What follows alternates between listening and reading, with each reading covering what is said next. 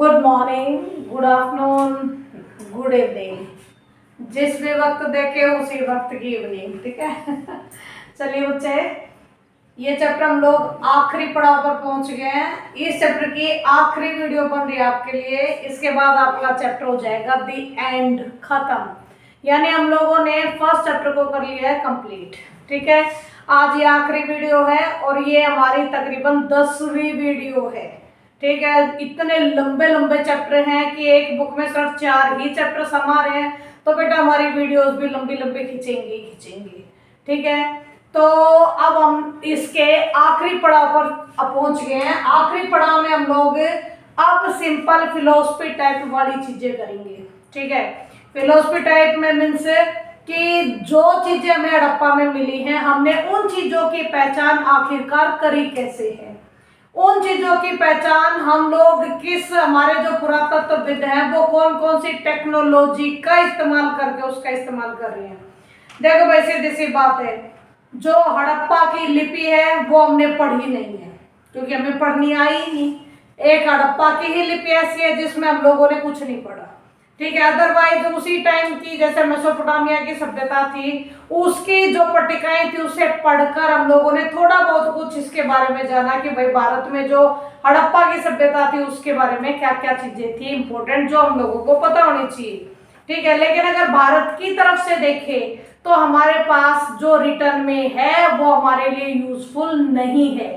ठीक है, तो यहाँ पर सामने कहता है हड़प्पा एक लिपि नहीं बल्कि भौतिक साक्ष्य। भौतिक साक्ष्य यानी जो भौतिक रूप से दिखाई देने वाले जो सबूत है वही सहायक हैं हमारे लिए कि हम हड़प्पा की किन किन चीजों की खोज कर सकते हैं, या हड़प्पा में क्या क्या था। ये भौतिक जो वस्तुएं मिली हम लोग इसी के आधार पर इसका बारे में आप लोगों को बताते हैं। ठीक है, इसके बाद है कि जो भौतिक सबूत है, भौतिक सबूत में क्या, मृद भांड, मिट्टी के बर्तन, औजार, आभूषण, घरेलू सामान, पत्थर, धातु, जो ये चीजें हमें मिली इसी से हमें पता लगा कि हड़प्पा में आखिरकार था क्या। ठीक है, एक चीज जो सबसे आखिरी में बतानी है मैं वो सबसे पहले बता रही हूँ कि हड़प्पा में जो भी तौर तरीका हम लोगों ने अपनाया, ठीक है, जो भी तौर तरीका हम लोगों ने अपनाया उस तौर तरीके में हमारे पुरातत्वविदों ने ज्ञान से अज्ञान की तरफ बढ़ोतरी करी। यानी जो चीजें उन्हें मिली वो आज के टाइम पर हमें ज्ञात है, उस ज्ञात से वो अज्ञात की तरफ बढ़े। कि अगर मान लो कोई कटोरी शेप में हमें कोई मृद भांड मिल गया, ठीक है, तो हम कहते हैं भाई ऐसी कटोरी शेप में हम आज इस्तेमाल करते हैं तो पक्का उस वक्त की कटोरी ही होती होगी। ठीक है, ये है ज्ञात से अज्ञात की तरफ।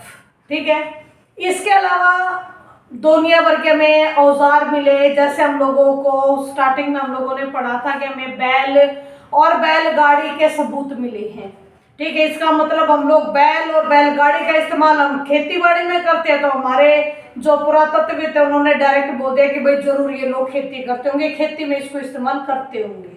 ठीक है, बात उनकी भी ठीक है, क्योंकि लिखित में कुछ मिला नहीं, साक्ष्य हमें भौतिक सबूत मिले, उनको देखकर तो हम वही कर सकते हैं कि जिससे हम परिचित हैं उसी को हम लोग उस वक्त की परिचित वस्तु का नाम देकर अपने इतिहास में लिख लेंगे।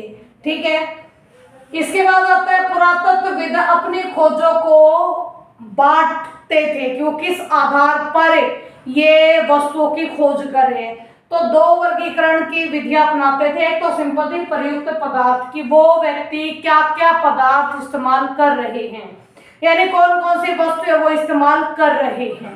ठीक है, जो चीजें इस्तेमाल करें नॉर्मली हमारे पास भी हैं, दुनिया भर के मिट्टी के बर्तन हम लोगों को मिल गए, हमें धातु के औजार मिल गए, हमें मिट्टी का मृद भांड मिल गया, हमें फ्रेयॉन्स मिल गया। यानी जो चीजें प्रयुक्त थी हमने किन किन पदार्थों का इस्तेमाल किया उस आधार पर हमने लिख दिया कि भाई ये जरूर चीजें हड़प्पा की ही हैं।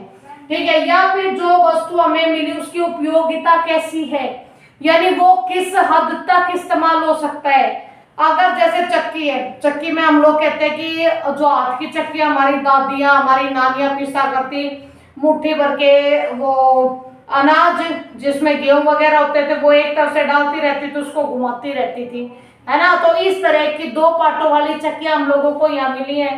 तो इन चक्कियों से हम तो ये कहेंगे भाई ये बड़ी उपयोगी चीज है, ये हर जगह इस्तेमाल होती होगी। और बैटरियंस की चीजें बनती थी, बड़े सलीके से उन्हें बनाया गया था, अलग अलग चीजों से उन्हें बनाया गया था, तो वो पैसे वाले लोग इस्तेमाल करते होंगे। यानी हर चीज को हमारे पुरातत्वविदों ने एक लॉजिक लगाकर अलग अलग रखकर वर्गीकरण कर दिया कि भाई ये चीजें इस चीज में इस्तेमाल होती है, ये चीजें इस चीज में इस्तेमाल होती है। ये चीजें इस्तेमाल कर रहा है तो वो बड़ा धनी है, ये चीजें इस्तेमाल कर रहा है तो नॉर्मल व्यक्ति है, ठीक है।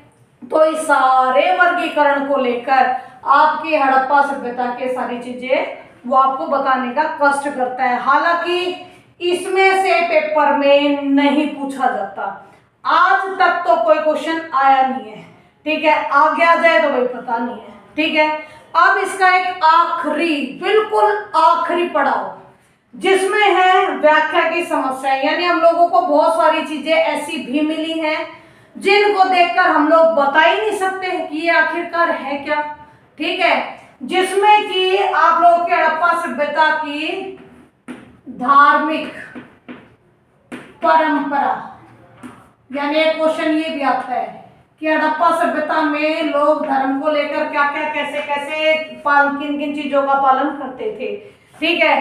तो हड़प्पा के धार्मिक परंपरा की व्याख्या कह दूं मैं, या फिर कुछ ऐसे पोर्शन कह दूं जो हमें मिले जरूर लेकिन हम उसकी पूरी तरीके से व्याख्या कर नहीं पाए, ठीक है। चीजें ही ऐसी हैं जिनको देखकर हम कह ही नहीं सकते कि चीजें किस चीज की हैं। जैसे कि असामान्य और अपरिचित जितनी भी वस्तुएं थी हम लोगों ने उठाकर सबको धार्मिक के उसमें पाले में डाल दिया कि भाई जो चीजें हमें थोड़ी अजीब लग रही है, हमें थोड़ी असामान्य सी प्रतीत हो रही है, भाई ये सारी चीजें आप लोगों की धार्मिक कामों में इस्तेमाल होते होंगी। जैसे कि हमें एक मूर्ति मिली, ठीक है। आप लोग चैप्टर ओपन करोगे तो राइट हैंड साइड सबसे ऊपर एक महिला की मूर्ति बना रखी है जिसके बस पैर वगैरह कटे हुए हैं, ऊपर ऊपर का धड़ पूरा ले रखा है, सिर पे बहुत लंबा चौड़ा प्रासाधान बांधा हुआ उसने कपड़े का, और प्रॉपर जगह छोड़ी हुई कि शायद उसके गहने हैं या कि शायद इस पे भी गहने पहनती होगी।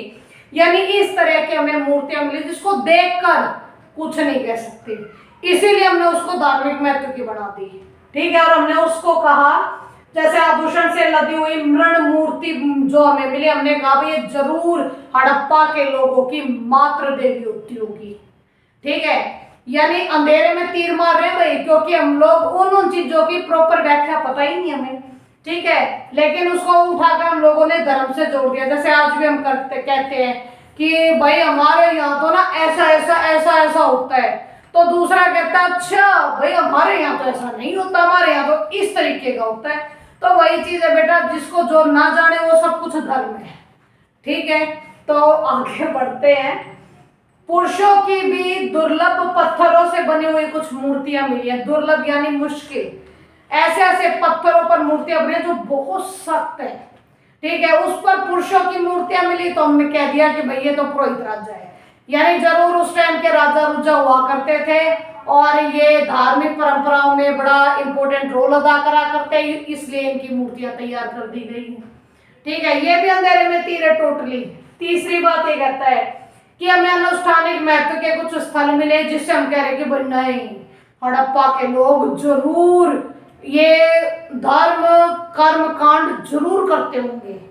इसका सबूत हम कहते हैं कि स्नानागार है, जिसमें हम लोग नॉर्मली अभी कहते हैं कि कोई बड़ा सा मेला हो या कुछ और हो तो स्नानागार में जैसे बड़े बड़े सार्वजनिक आप लोगों के स्नानागार होते हैं, उनमें नहा धोकर फिर हम लोग अपने मंदिरों में प्रवेश करते हैं, ठीक है। तो ये स्नानागार मिला तो हमने कहा भाई ये अनुष्ठानिक कार्य के लिए इस्तेमाल होता होगा, जैसे आज हम लोग करते हैं। वही बात आ गई तुम्हारे पुरातत्वविदों की कि जो वो जानते हैं उसे वो अनजाने तक पहुंचाकर उसकी पहचान कर रहे हैं, ठीक है। इसके बाद हमें मोहरों पर बहुत सारी चीजें देखने को मिली। मोहरों पर अब जितना भी आगे का आएगा सारा मोहर का पोर्शन आएगा कि हमें मोहरों पर भी चित्र बने हुए मिले हैं जिसमें हमें प्रकृति की पूजा के संकेत मिले। क्यों? क्योंकि हम लोगों को पेड़ पौधे लताएं ये सब मोहरों पर छपी हुई मिली हैं, इसलिए हम कहते हैं कि शायद हड़प्पा के लोग प्रकृति की पूजा करते होंगे। ठीक है, और उन्हीं मोहरों पर ही हमें जानवरों के चित्र मिले हैं, अलग अलग तरह के जानवरों के चित्र मिले हैं। ठीक है, एक तो ऐसा जानवर है जिसके सिर्फ एक ही सींग है, वो भी बिल्कुल यहाँ। ठीक है, तो जिसके एक सींग है, एक सींग वाला जानवर, उसको इन्होंने नाम दे दिया एक श्रृंगी। ठीक है, ये 1 नंबर का क्वेश्चन एक बार आया हुआ था बेटा कि एक श्रृंगी का अर्थ बताइए। एक सींग वाला, या पूरा अगर बंदा लिख के दे रहा है तो एक सींग वाला जानवर। ठीक है, इसके बाद हम लोगों को एक ऐसा भी चित्र मिला है जिसमें एक योगी बैठा है। ठीक है, ध्यान मग्न होके बैठा है, पूरे हाथ वगैरह लगा लोगों के अपने, और उसके चारों तरफ यानी जंगली जानवर है। ठीक है, जंगली जानवर है, उसकी मुद्रा कुछ ऐसे है कि अगर आप लोग चैप्टर में देखोगे ना, हाथ इतने बड़े बड़े हैं, इतने बड़े, तो उसके पैर उसका धड़ भी नहीं है। ठीक है, वो योगी की मुद्रा में दिखाया गया। उसके चारों तरफ पशु वशु है, प्रकृति है, तो कहते हैं जरूर पशुपति नाथ है। पशुपति नाथ कौन है? हमारा आद्य शिव। आद्य शिव को हम लोगों ने कहा कि भाई जरूर ये मूर्ति आद्य शिव के, यानी उस टाइम पर भी जरूर शिव जी की ये लोग पूजा करते थे। और रेखा हमें कुछ ऐसे पत्थरों की कुछ ऐसी बनावट सी मिल गई कि जो लिंग के आकार के, जैसे हम लोग शिव जी के लिंग की पूजा करते हैं, तो फिर हम लोग बिल्कुल ही कहते हैं कि भाई जरूर ये लिंग को शिव के रूप में पूजते होंगे, यानी शिव को लिंग के रूप में पूजते होंगे। ठीक है पुत्रों, इतना करने के बाद एक छोटी सी और वो हमें एग्जांपल देने की कोशिश करता है। वो कहता है अगर हम लोग ऋग्वेद को उठा के देखें ना, तो उसमें एक वर्ड का इस्तेमाल कर रखा है रुद्र। रुद्र, रुद्र देवता। और हम लोग आजकल के टाइम पर रुद्र शब्द का इस्तेमाल करते हैं शिव जी के लिए। ठीक है, लेकिन हमारा जो शिव जी है वो योगी है, हमारा जो शिव जी है वो पशुपतिनाथ है।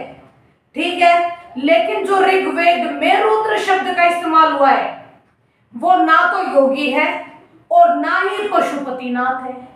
ठीक है, इसीलिए हमारे पुरातत्वविद इस रिजल्ट पर पहुंचे कि भाई जो ऋग्वेद में रुद्र है और जो हमारी धार्मिक व्यवस्था में रुद्र है वो दोनों अलग अलग है। ठीक है, आई थिंक समझ में आया होगा। सुन लो, ऋग्वेद में रुद्र नामक देवता का उल्लेख है जिसे सामान्यतः शिव के लिए इस्तेमाल किया जाता है। रुद्र का इस्तेमाल किया जाता है शिव के लिए, लेकिन ऋग्वेद का रुद्र ना तो पशुपति है और ना ही योगी है, इसीलिए वो हमारे रुद्र से मेल नहीं खाता।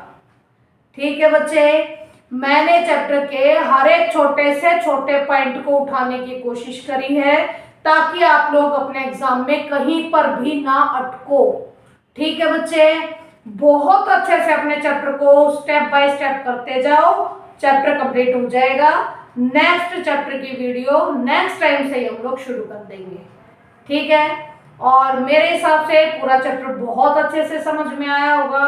और बेटा अगर नहीं आया है तो प्लीज जहां तुम्हें दिक्कत है उसे मुझसे पूछिए, बार बार पूछिए, मैं दूंगी आपको आंसर।